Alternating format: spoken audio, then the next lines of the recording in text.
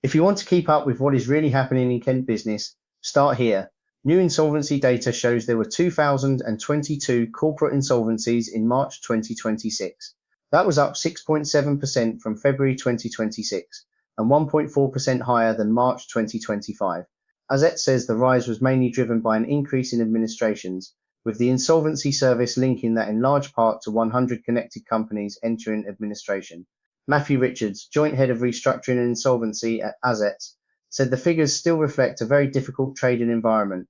He said creditors remain willing to use the courts to recover debts, and more directors are seeking advice because they fear they may not survive the wider economic pressures facing businesses. Richards said the war in Iran is already affecting UK businesses through higher costs, tighter margins, pressure on finance, and weaker consumer spending. He added that with the conflict likely to continue, alongside ongoing cost pressures, new business rates, and changes to the national minimum wage, demand for insolvency support is likely to rise in the months ahead. He also pointed to longer-term strain, saying many businesses have been battling since the pandemic, and that a mix of geopolitical issues, legislative cost increases, and years of tough trading could prove too much for some firms.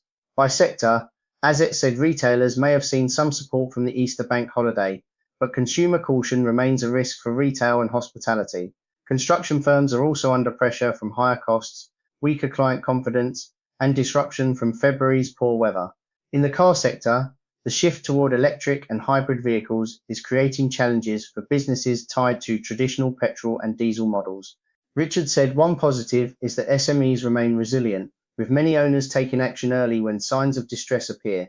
He said that seeking advice as soon as a business looks vulnerable gives directors more options and more time to decide what to do next. For more stories like this, visit www.kentbusinessnewsletter.co.uk and get the latest Kent business news straight to your inbox.